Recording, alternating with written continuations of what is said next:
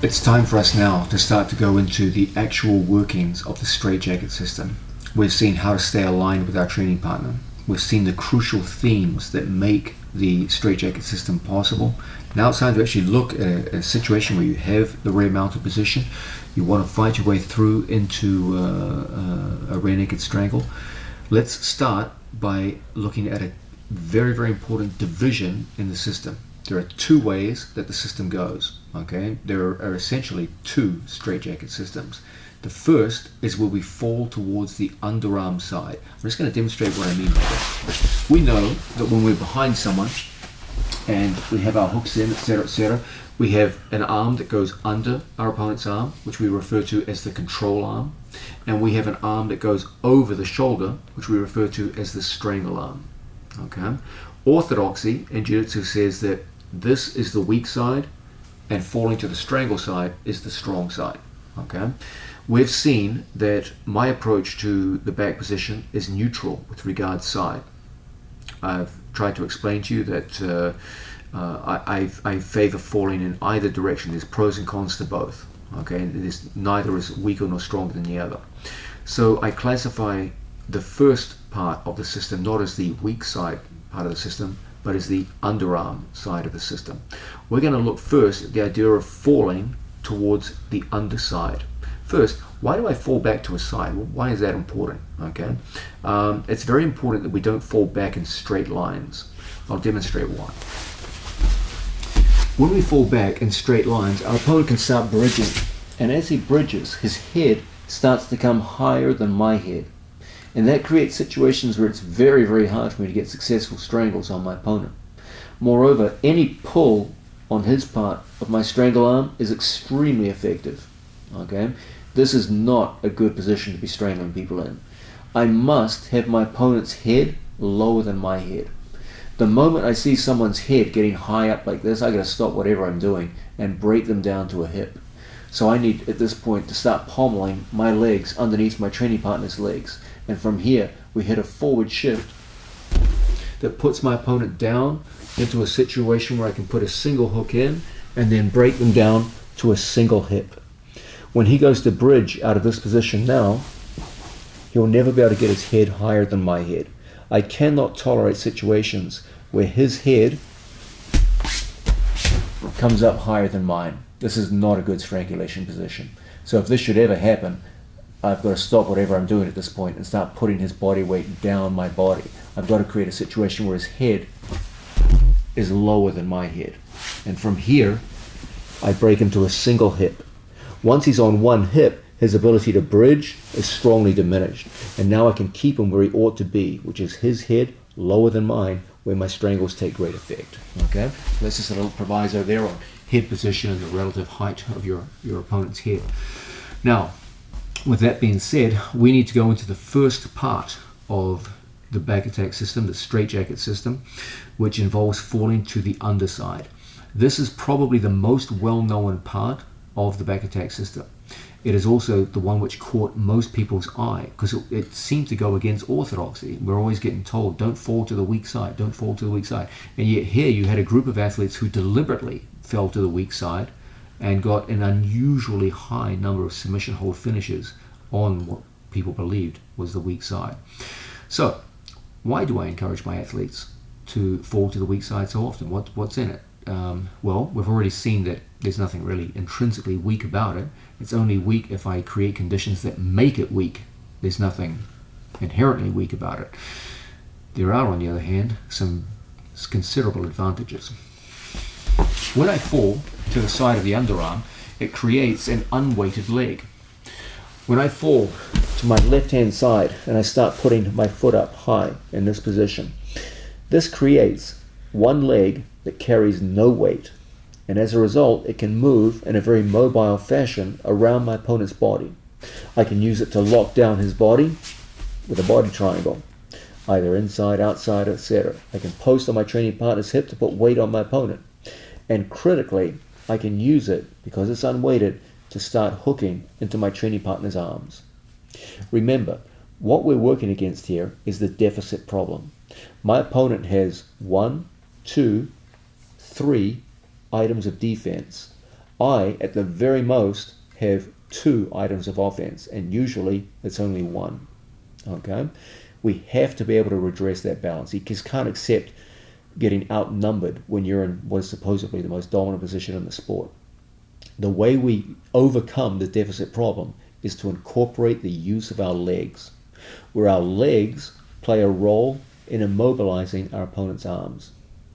Only then can we get to a situation where I have parity of numbers with my offensive instruments versus his defensive instruments. We're not being outnumbered anymore. Okay? So we need ways to bring our legs into the equation. It's so much easier for me to bring my legs into the equation when they don't bear weight.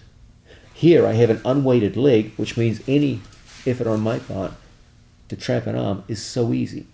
Let's contrast that with falling to what is supposedly the strong side. When I fall towards the strong side, as most people call it, now all his weight's on my right leg. There's no way I can use my right leg now to trap his arm. It's trapped by his body weight. Now he's got his arms set defensively on me. I've got to fight through his hands. Okay? We'll see later that there are some arm traps on the control side. They're not bad. They're not as good as attacking the secondary arm, but they're there. We'll look at them later. But there's no way I'm going to be able to trap his secondary arm with my legs now. He's sitting on top of it. Okay? So ironically, falling to what people call the strong side actually strengthens your opponent's defenses. So I guess in that sense it is a strong side. When we fall across the other way,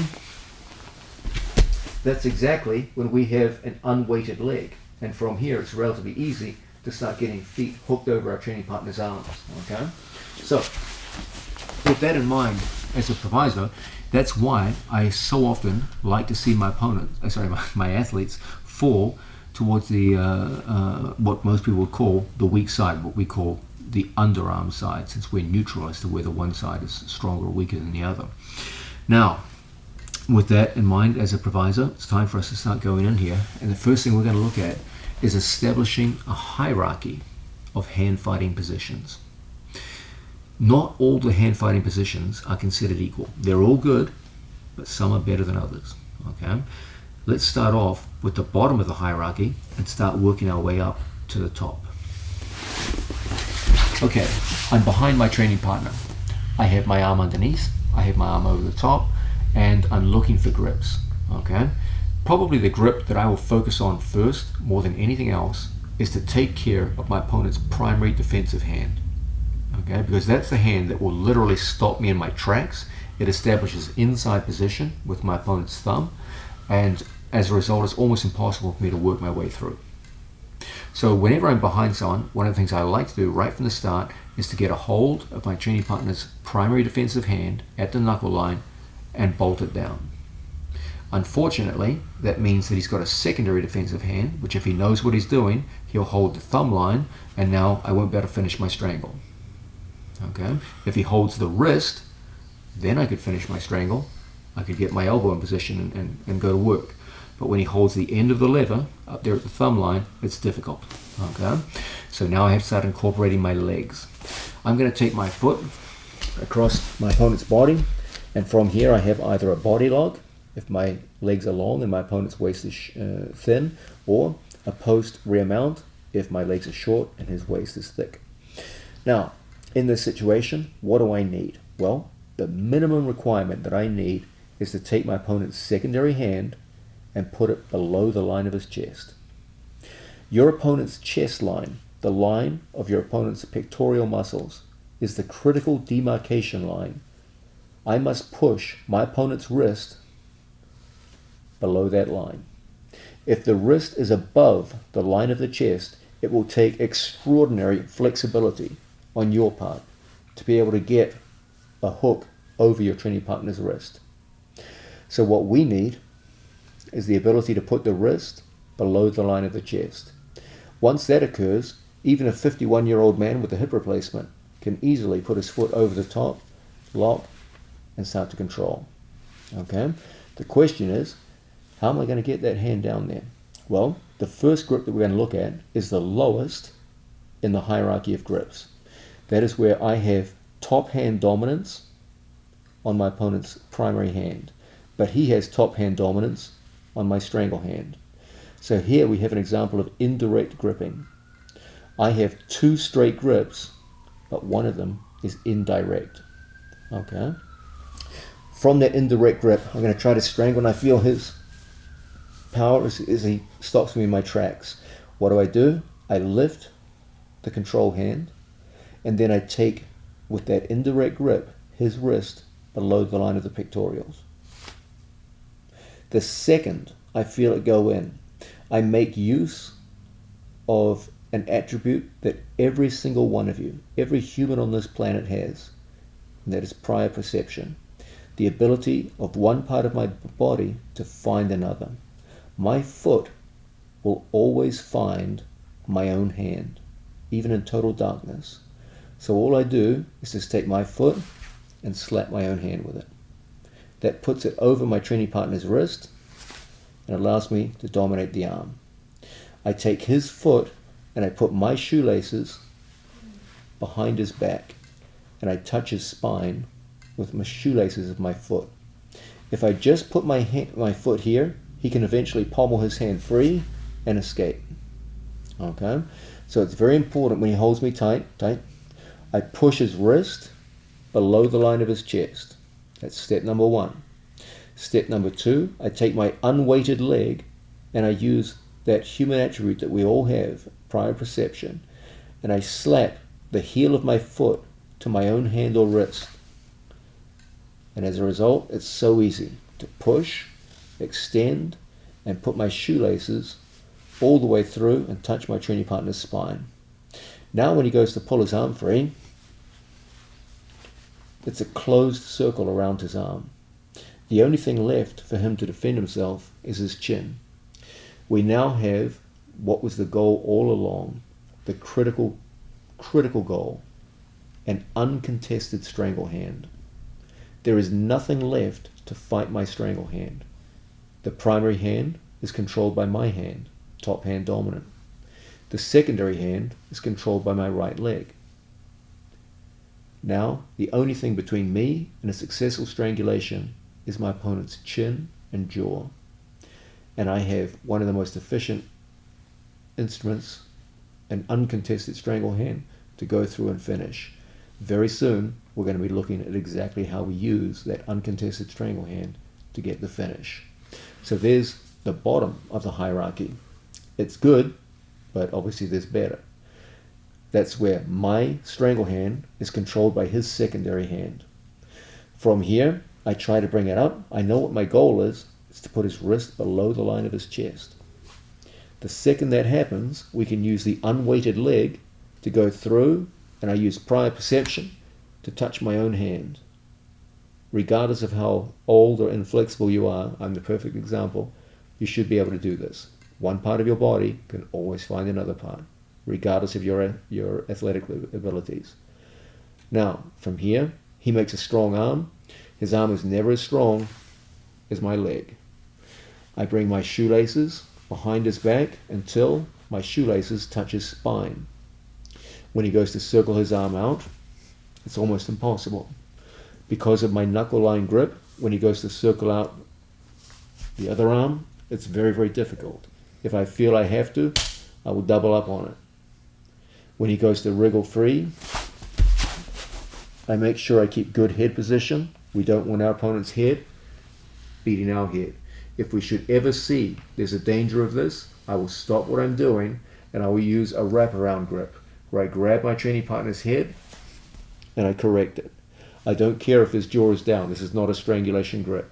As I lose the head to the floor, I will use a wraparound, control the whole head, and physically pull my head back into a winning position so that the head trap, the fundamental basis of back control, my head and strangle hand on either side of his head, is maintained.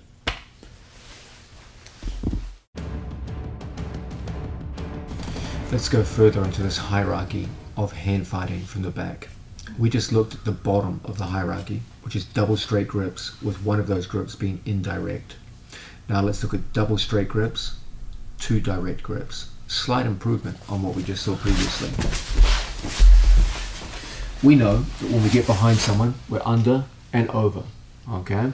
We have an opponent with a primary defensive hand and a secondary defensive hand, okay?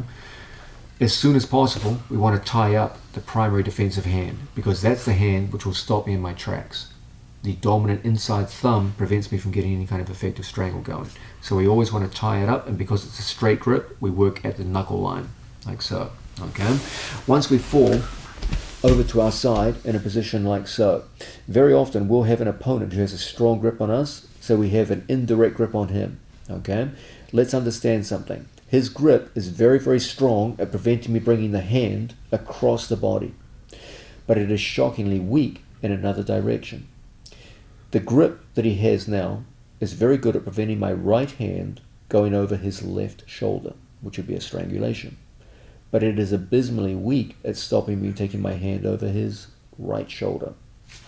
It's so easy. People fight against the strength of a grip, not knowing that all the time all they had to do was change direction and they get out so easily. I never fight into the strength of my opponent's grip. I fight out of the strength of his grip. If he holds me with his right hand, the weakness is over his right shoulder. He can hold as tight as he wants. He'll stop me easily going over the left shoulder, but he'll never stop me going over the right. The second that happens, I go in and I take a grip along the knuckle line, top hand dominant. Now I have double straight, direct grips. This is one of my favorite grips to work with. It's a little superior to the idea of an indirect grip, because in truth, the only thing holding me on to my opponent now is my opponent. If he was smart and let go and change grips in the course of combat, I wouldn't be able to manipulate him into an arm trap. But when I grip him, it's me deciding where his hand goes, not him.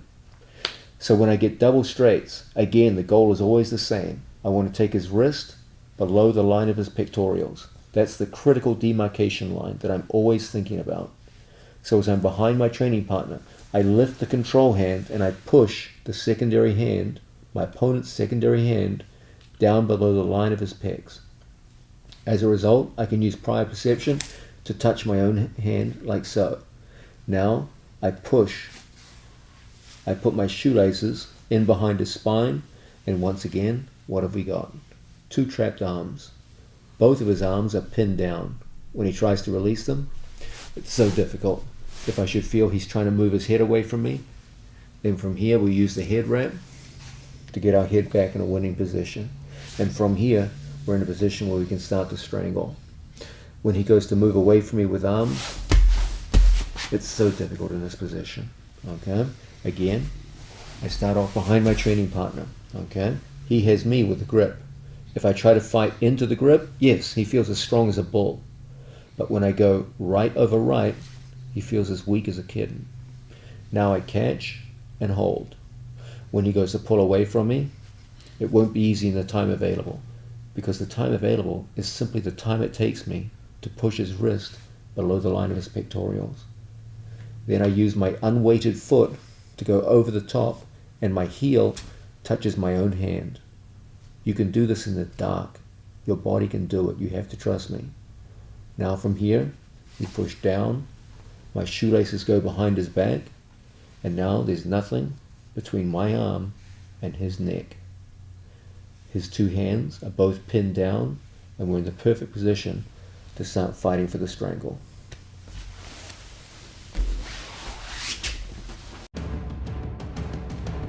Action. We're starting to get into the details of the straitjacket system. We've seen in the past that I have a strong preference for cross grips over straight grips. The reasoning was that cross grips do a better job of controlling our training partner, utilizing his rib cage and torso, and therefore do a better job of controlling my opponent's elbow. When he goes to yank away, his elbow is pinned close to his own body, and my elbow is reinforced by his rib cage, as opposed to a situation where my elbow is unsupported with a straight grip and his elbow is unrestrained, and as a result, violent movement from his elbow usually results in a breakout. Here, both his elbow and my elbow are restrained. In addition, we get a slipping effect going to the end of a rope, using the additional width of the hand to our advantage. As a result, when my opponent goes to pull away, it's just not easy. Now, because of considerations like that, I rate cross grips higher than straight grips when we're working with a hierarchy from behind our opponent's back. The minimum cross grip that you need if you're going to be successful in these situations is what we call single cross. Whenever we get behind our opponent, the first thing I'm looking for is to get, at a minimum, the single cross grip. Yes, there are better grips than the single cross, but the single cross is your minimum requirement. If you can get that, you can definitely hook onto a lot of people's arms, pin it behind the back, and strangle a lot of people. Let's have a look now at single cross. In a situation where we're behind our training partner, we've seen that we always start with an arm underneath, an arm over the top, and typically from here we're looking to tie up our training partner's primary defensive hand, just like so. Okay. Once we start the action of falling over, and we're in a position like so, as much as possible, as early as possible, I want to get away from straight gripping, which is good, to go into cross gripping, which is great. Okay, so from here we're going to use a move called the pass off. I have double straight grips. I'm going to take my hand and I'm going to put my hand between our two hands. What I'm looking to do is to expose what we're calling, with rather poor taste, the suicide zone of our training partner's wrist. Okay, I'm trying to expose it to my thumb. So I take his hand and turn it, and I expose the suicide zone. I put the blade of my hand between our two hands, and my thumb covers the suicide zone. When my training partner goes to yank out, he just goes to tighten the knot at the end of the rope that we talked about previously. You now have a single cross grip. The beauty of the cross grip, or one of the beauties of it, is that it does an exemplary job of keeping your opponent's wrist below the critical demarcation line, the line of his pectorals. Remember, if the wrist is above the line of the pectorals, it will take extraordinary flexibility on your part to be able to hook your training partner's wrist. Now, if you're built like BJ Penn, you may be able to do this. But if you're built with a 51-year-old body with a hip replacement, you're definitely not. So we need to be able to push the wrist below the line of the pectorals. The beauty of the cross grip is that because of the thumb inside position, if my opponent tries to bring the wrist northwards towards his chin, my thumb is inside his wrist and makes it extremely difficult for him to bring the hand up. It's a great way to solidify his wrist below the line of the pectorals. Now, I don't care what he does with his other arm, okay? For now, all I know is that if I have single cross, I'm ready to go. There's no need for me to wait. At this point, I can have an arm around his neck, he can be grabbing, it doesn't matter. All I do is I just throw my foot over and I touch my own hand with my own foot, making use once again of the innate ability that all human beings have, prior perception. Your foot will always find your hand. From here, I go over and touch. Now, I use the heel to go through and put it in behind. Once I get the secondary hand behind, I go hunting for my opponent's primary defensive hand. Catch it, pass it, and lock it up on the knuckle line. And what have we got? Two trapped arms and an uncontested strangle hand, which is always our goal. Our goal in the entire straitjacket system is just to create conditions where I have an uncontested strangle hand to go against my opponent's neck. What I don't want is to have to strangle in a contested situation where his two hands are controlling mine and I'm trying to get strangles on. This is a disaster. It's so difficult to strangle people like this. I'm sure you've all had those frustrating experiences where you take someone down, pass their guard, get their back, score your points for hooks, and you just can't break through. The hands are all over you. You're outnumbered here. He's got two defensive hands and a chin against your one offensive strangle hand. You're outnumbered 3-1.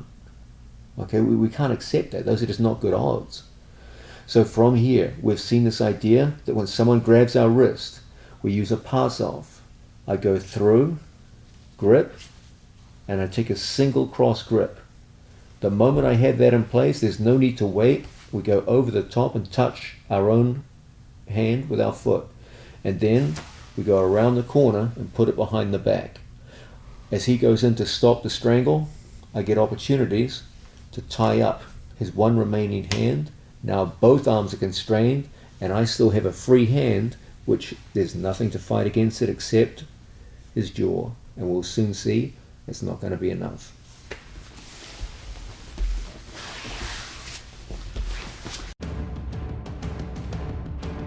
We're working our way through the hierarchy of possible hand fighting positions when we work on someone's back. We've seen that we have a general preference for cross grips over straight grips, and we have a general preference for direct grips over indirect grips. That's not to say the other grips are not valuable. We use them all the time. Sometimes you can't get the most preferred grip. Sometimes you've got to go with what you got. Okay, you're not always going to get the best grip imaginable, but a lot of times you will. But if you have choices, obviously work your way up the hierarchy. We're going pretty far up the hierarchy now. We're starting to get into the so-called double cross grips. The first one we're going to look at is double cross indirect. Okay, we're behind our opponent. We've got one arm under, one arm over, and from here we've fallen successfully to one side. Now, from this position, we're trying to fix up our grips. We've seen that if we start with double straight, it's not a difficult thing for us to use a pass-off and get a single cross grip. Okay? Now, you have a strangle hand. Your opponent knows that. He reasons to himself, well, the strangle hand's going to enter here. So let me put my remaining defensive arm exactly where he has to enter. Smart move. That's a good man who thinks that way. He's reasoning tactically, and that's a good move. Actually, the best move he could make under the circumstances. Okay, I am going to willingly give him my strangle hand. I put my hand in and I fake a strangle. If he doesn't react to the fake, I'll strangle him right here. I'll go through and strangle. So he has to react to the fake. Okay, he goes in and makes a solid grip. So now he has a direct grip on me. I have an indirect grip on him. But I have a direct cross grip on the one that counts, the secondary defensive hand. That's the one I'm trying to hook with my leg. Now, as he holds me off, he thinks he's doing a good job. He's saying, hey, stopping that strangle. I'm doing fine. I'm surviving. I'm doing fine.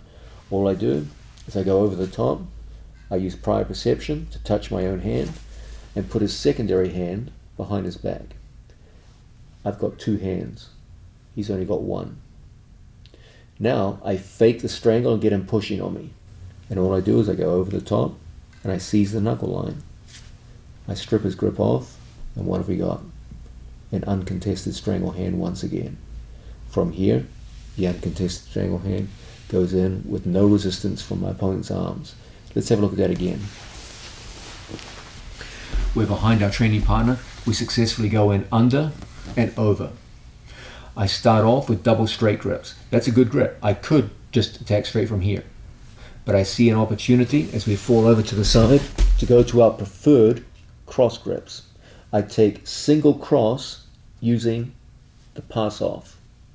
My opponent intelligently reasons that the next attack is going to be my strangle hand, and it's going to come in right here.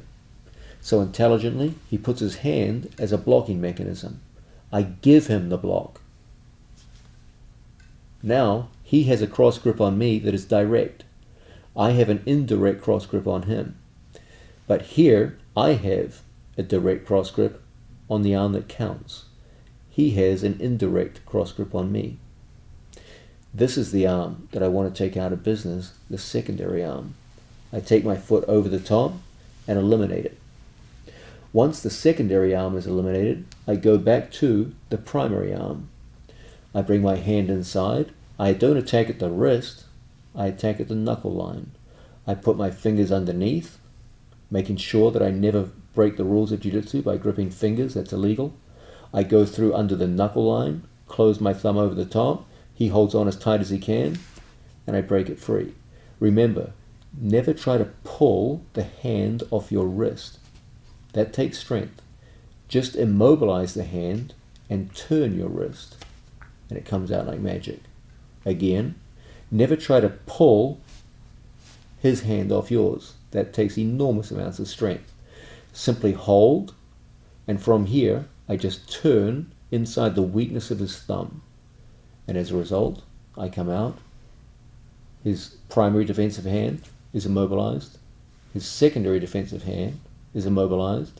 And the only thing between me and a strangulation victory is his jaw. And we'll shortly be looking at how to win that battle.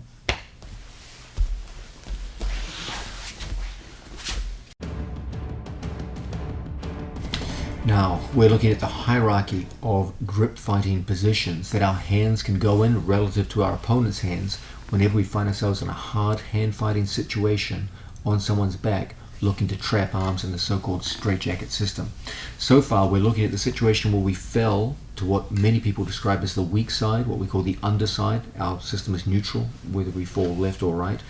We're going to look now at what is the top of the chain as far as the hierarchy goes. This is the best hand fighting position to be in. This is the so-called double cross position. Double cross with 2 direct grips. This, more than any other, is the position which is associated with my students and their success in competition. This is the one we look for the most. Can we always get it? No, but it's not always necessary. You can often get success with the grips we've looked at so far. But if you give us a choice, this is the one we're going for. Okay, we're behind our training partner. We've seen standard beginning position. We go in and score our opponent's hands. I'll demonstrate it out of double straight grips. Okay, from double straight we use a pass off and we go in and secure our training partner's wrist. Okay, that gives us single cross. If my opponent didn't move from here and just sat there inert, okay, there's no reason why I can't use single cross to just go in and start scoring his arm. Okay, but of course no one's going to passively sit there when you're cross gripping them like so. What we typically find is opponents do one of 2 things. Some people block here at the neck, but that's kind of a losing game, because when they block the neck, all we have to do is fake a strangle, ignore the indirect grip, and as we saw previously, go through and put them into a situation where we have an uncontested strangle hand. So what other opponents do is they reason to themselves, well, the real source of the problem is this damn cross grip. That's what's causing all the problems. Because when he goes to pull his arm away, he can't. When he tries to bring his hand upwards, he can't. It runs into my thumb. If I have to, I'll even use 2 hands here to hold it down and keep his wrist below the line of his pectorals.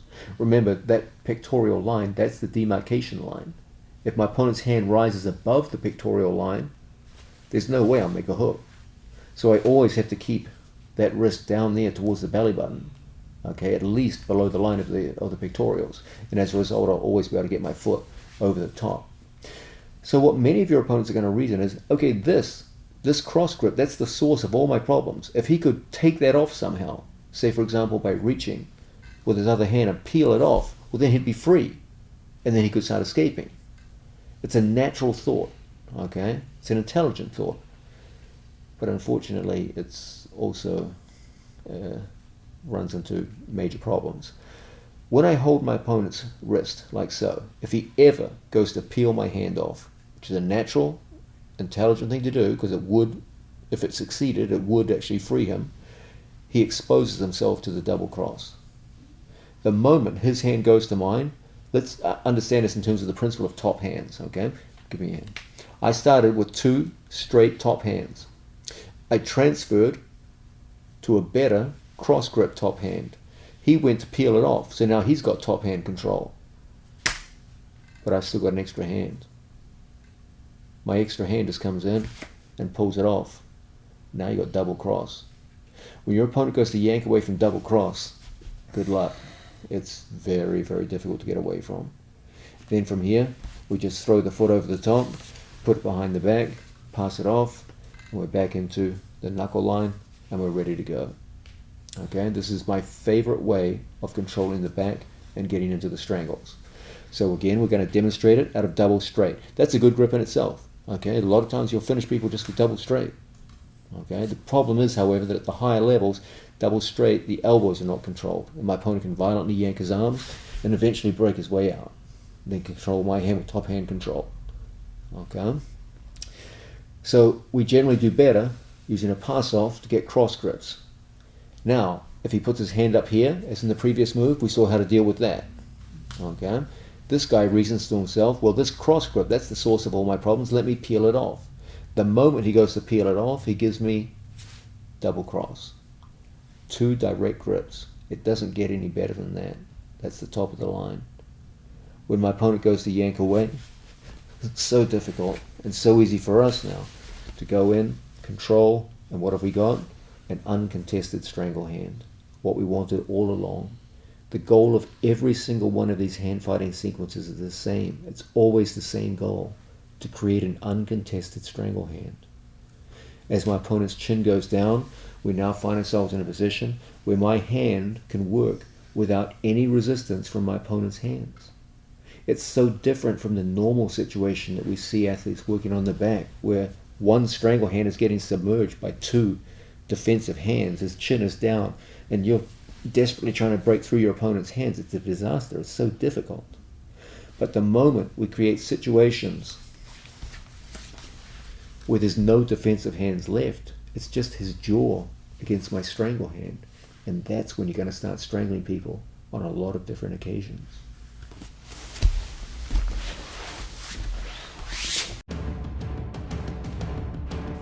We're looking at the straitjacket system, where we fall to what most people call the weak side, what we call the underside, and we're going through, we have been through the various hand fighting, grip fighting sequences that we use, culminating in a hierarchy that builds up to the so-called double cross position, our favorite position to hook our opponent's arm, immobilize both the primary and the secondary hands, so that we create what we call an uncontested strangle hand.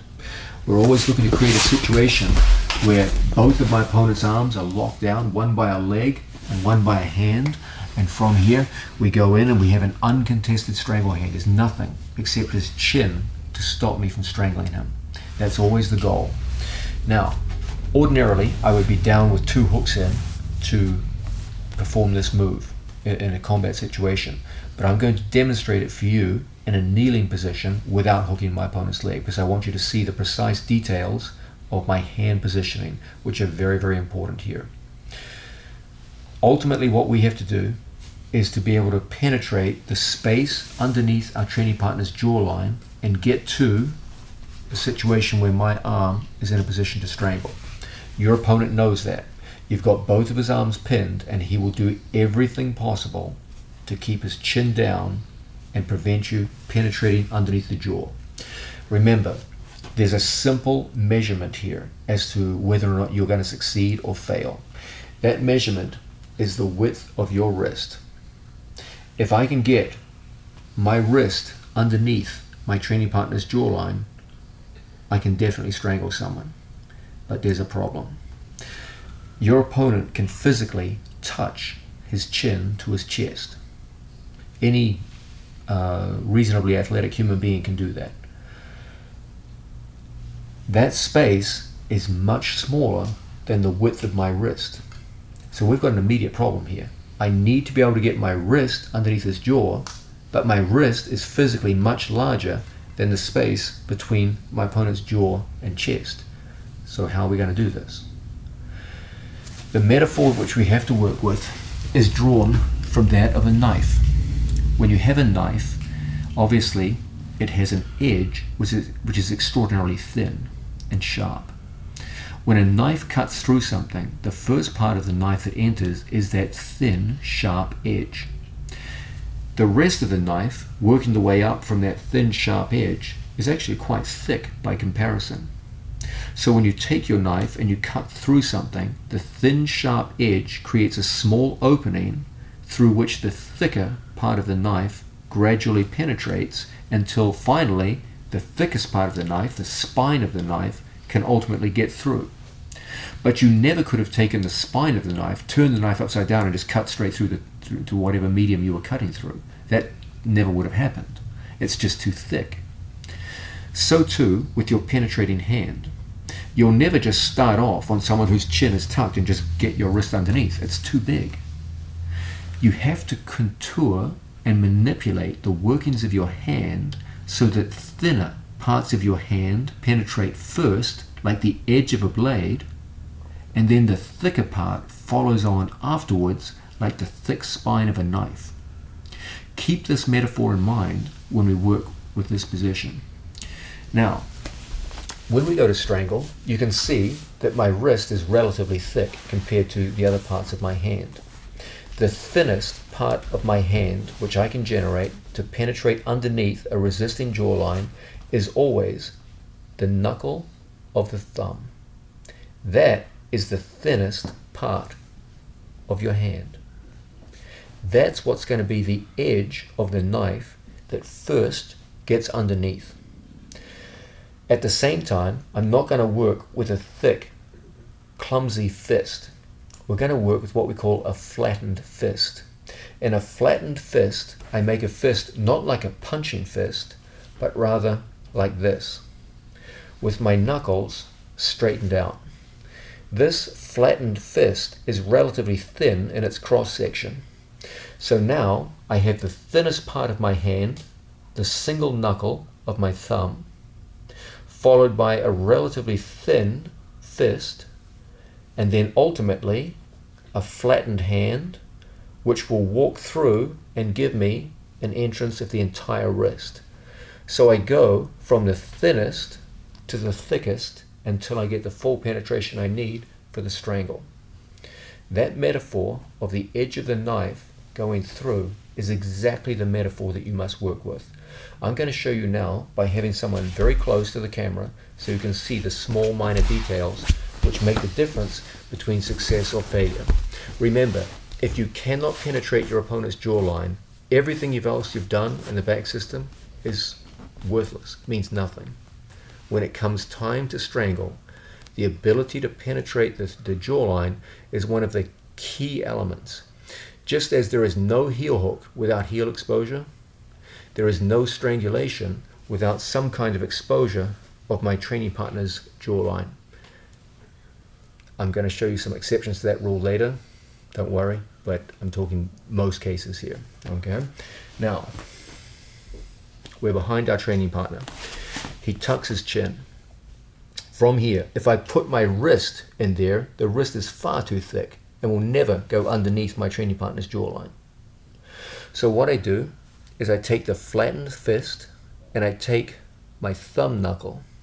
I position it behind the ear and I find the line of the jaw. The jaw goes in a curve and then a straight line. Jaw down tight, tight. I go behind the curve and I put my thumb as a wedge underneath my training partner's jaw. Strong.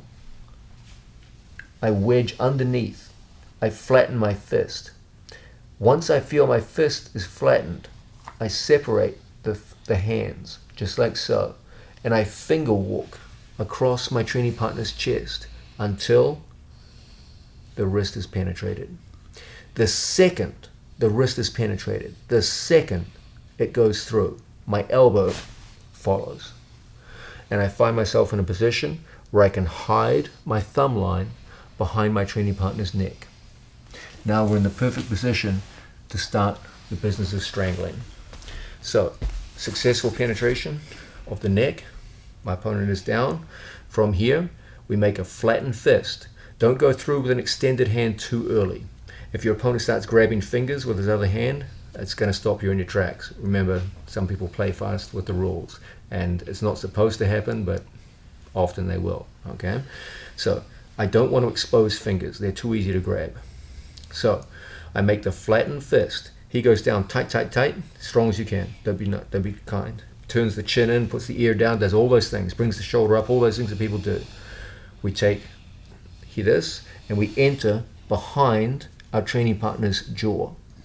Now, I get the thumb knuckle under the jaw. Once the thumb knuckle enters, the hand flattens.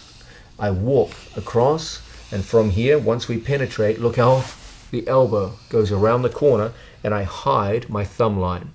So when he tries to reach for the thumb line, it's not there to be taken. If I give him access to the thumb line, I've got to start all over again now. Okay, so once again, he goes in. Look how we make a flattened fist. That's the thinnest fist you can make. You start like this, you're never going to get anybody. All you do is annoy people.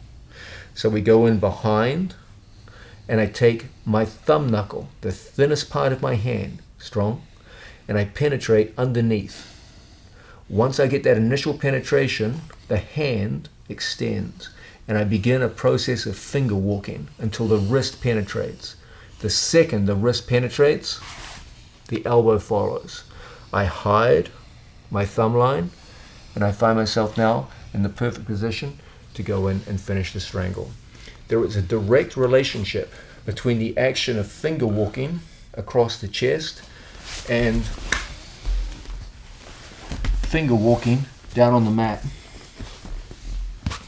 from a mounted position. Very often you will see people in the mounted position finger walk an arm up, finger walking up, finger walking up. It's a mechanically strong method of generating movement, utilizing the strength of the fingers to generate movement against resistance. We do exactly the same thing here, except it's across the chest. So as we go in behind our training partner and we penetrate with the thumb, then from here I finger walk all the way through until my wrist is through. Once the wrist is through, the elbow always follows. Then we follow into a perfect strangulation position. That's how we use the theory of the flattened fist to get through even the most resistant of jaw lines. One thing you may have been impressed by watching my students in competition is just the sheer mechanical power of many of their strangleholds.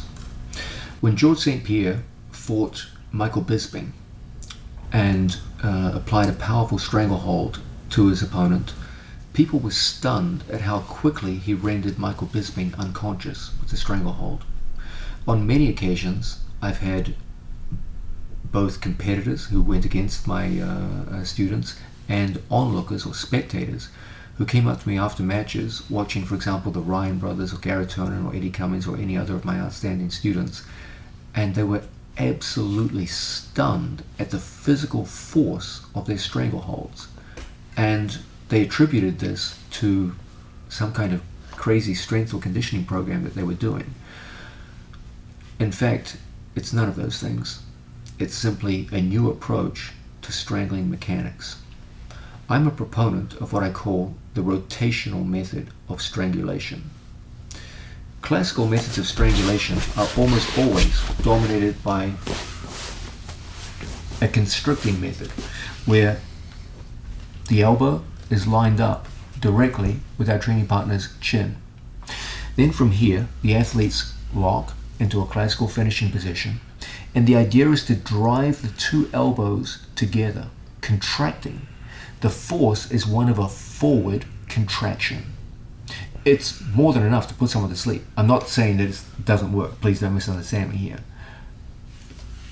It doesn't take a lot of pressure to render someone unconscious. Even poorly applied strangleholds can do it. But I'm not interested in the idea of being good enough. I'm interested in the idea of taking world-class competition and making them submit to a stranglehold in record time. That's the interesting question. Remember, if even a poor stranglehold will do it on an inexperienced opponent, that's one thing.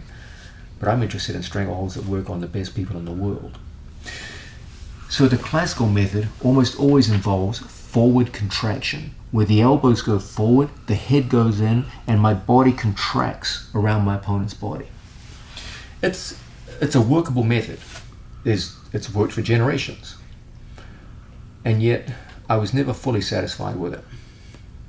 The truth is that it involves a lot of arm power.